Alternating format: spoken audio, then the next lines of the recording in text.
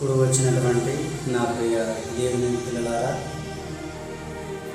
మనకు దేవుడిచ్చినటువంటి అవయవాలను దుర్నీతి సాధనములకు వాడుకొనక, ఆ దేవుని పని నిమిత్తము ఆ యేసుక్రీస్తు ప్రభుల వారు ఏ పని అయితే చేశారో, సర్వలోకముకు వెళ్ళి సర్వ సృష్టికి సువార్త ప్రకటించడం అనేటువంటి లేఖనము నిరార్థకము కాకుండా, మనమందరం కూడా మనకు దేవుడిచ్చింది పాపానికి దాసులముగా కాకూడదు, నీతికి దాసులు అవ్వాలని, భూమి మీద శరీరాశయు నేత్రాశయు జీవబిడంబం ఇవన్నీ కూడా తండ్రి వలన పుట్టినవి కాదు. ప్రేమైన దేవుని పిల్లలారా,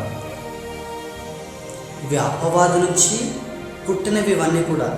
ఎందుకంటే మనమందరము కూడా మనకు దేవుడిచ్చినటువంటి అవయవాలను దేవుని పని కొరకై వినియోగించుకోవాలి తప్ప, మనకిచ్చినటువంటి అవయవాలు ఏదో తినడానికో, లేకపోతే తాగడానికో, లేకపోతే మత్తు మాదక ద్రవ్యాలు మనమందరం కూడా సేవించడానికి ఇంత మంచి దేహాన్ని మనకు దేవుడు ఇవ్వలేదు. ప్రేమైన వాళ్ళరా, ఈ మంచి దేహాన్ని దేవుని పని కొరకై మనం వినియోగించాలి. దుర్నీతి సాధనములకు వాడుకున్నటకు మనకు ఈ దేహము ఇవ్వలేదు. నా ప్రియ సహోదరి సహోదరుడా, మన ఈ జీవితము చాలా విలువైనది, ఈ శరీరము చాలా విలువైనది.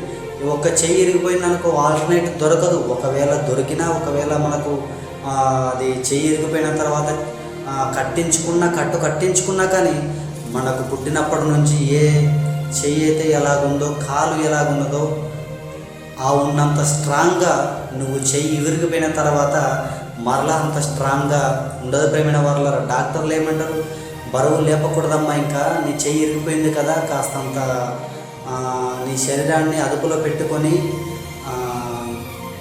పనులన్నిటినీ కూడా ఏదైతే తేలికగా ఉన్నదో ఆ పనులే చేయండి అని డాక్టర్ కూడా సలహాలు ఇస్తుంటాడు కదా. అందుకని మన దేహము చాలా విలువైన దేవుని ప్రియులారా. ఎందుకంటే బిడ్డలారా, దేవుని బిడ్డలారా, మనకి ఇంత మంచి దేహం ఇచ్చింది ఆయన పని చేయాలని.